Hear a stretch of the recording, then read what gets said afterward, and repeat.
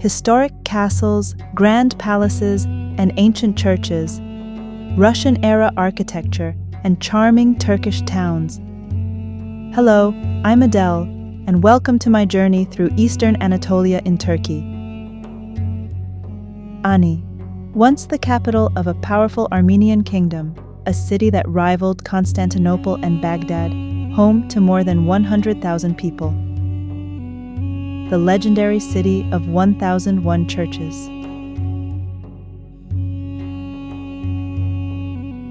Ani is located about an hour from Kars, right on the border between Armenia and Turkey. From 961 to 1045, it was the capital of the Bagratid Armenian Kingdom, one of the strongest powers of the region. At its peak, Ani had around 100,000 residents, rivaling cities like Constantinople and Baghdad. It became known as the City of 1001 Churches, with grand cathedrals, monasteries, and fortified walls. Ani's strategic location made it wealthy but also vulnerable. In the 11th century, it was captured by the Byzantines, then taken by the Seljuk Turks. In the 12th century, the Armenian Zakharian princes, under Georgian rule, rebuilt the city and restored its prosperity. But in 1236, the Mongols sacked Ani, and in 1319, a massive earthquake destroyed much of it. Today, its ruins stand on a windswept plateau, a powerful reminder of Armenia's medieval golden age. The Cathedral of Ani was built between 989 and 1001 under King Sambat II.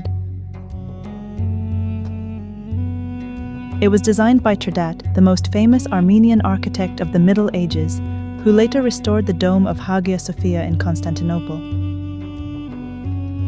The cathedral was the seat of the Armenian Catholicos for almost 50 years and is considered a masterpiece of medieval architecture. Its pointed arches and grouped columns anticipated elements of Gothic style by centuries.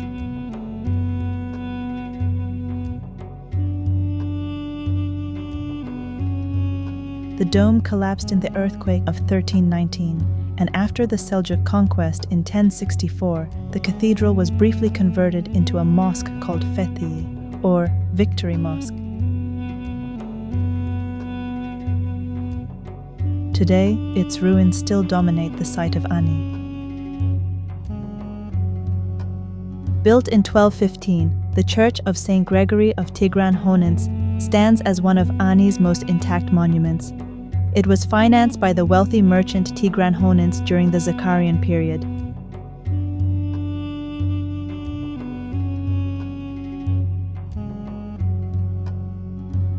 The church's walls are decorated with detailed carvings of animals, both real and imaginary. Most remarkable are the interior frescoes, which illustrate large sections of the walls. They depict the life of Christ and Saint Gregory the Illuminator, founder of the Armenian Church. These frescoes are unusual for Armenian churches and are thought to have been painted by Georgian artists.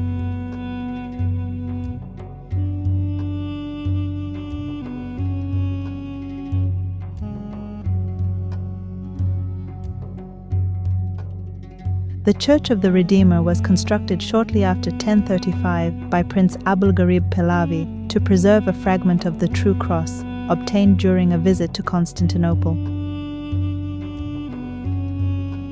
Inscriptions state that Prince Abulgarib ordered nightly services to be held in the church until the second coming of Christ.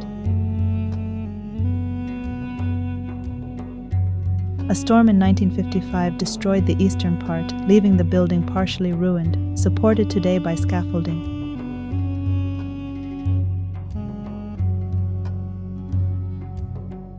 The Church of Saint Gregory of the Abuhamir family was built in 1040 on the edge of a slope.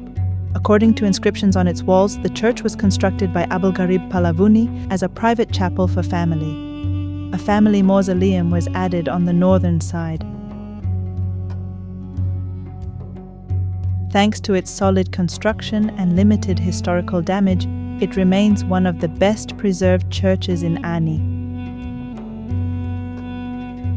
Across from the church of Abuhamir are rock-hewn caves, thought by some historians to predate Ani itself. Known as underground Ani, they were mainly used as tombs and prayer spaces. In the early 20th century, some caves were still inhabited.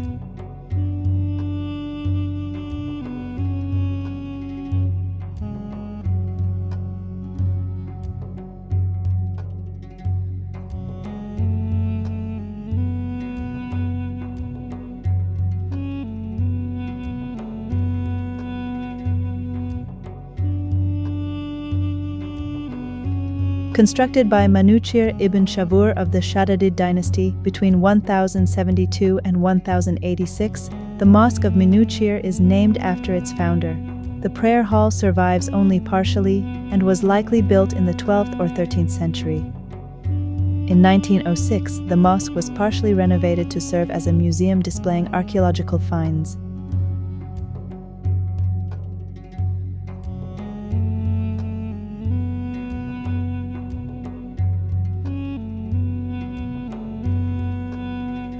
The citadel of Ani, on a high hill in the south, features fortifications from the 7th century built by the Kamsarakan dynasty.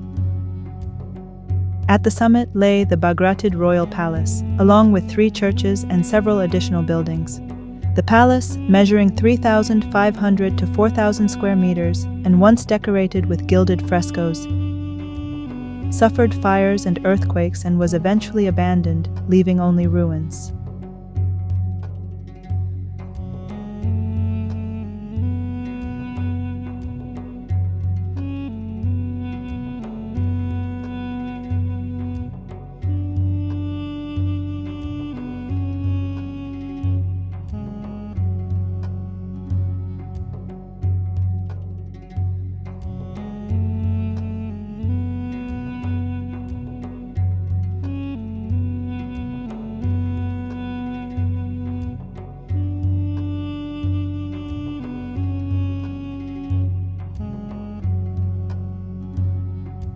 The Church of the Holy Apostles was founded by the Pahlavi family, with the earliest inscription dated 1031.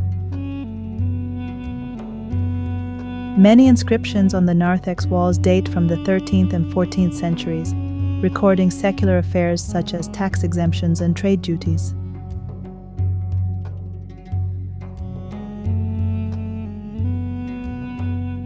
Only fragments remain, including a partially preserved southern narthex with finely crafted masonry.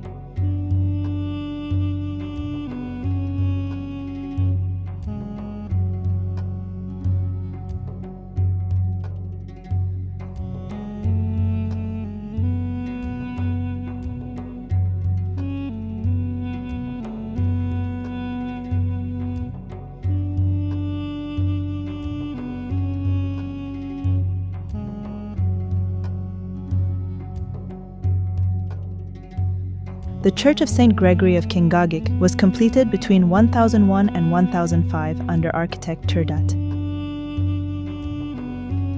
Its plan mirrored Zvartnots Cathedral with 4 apses and a circular gallery.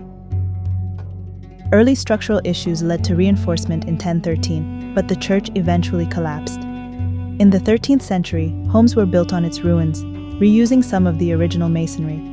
By the end of the 19th century, only a few walls could be seen, and the original location was largely forgotten. Ani was protected by city walls. King Sambat constructed the original walls. 3 gates stood in the north: Lion Gate, Kars Gate, Divin Gate. The latter called the Chessboard Gate for its red and black stones.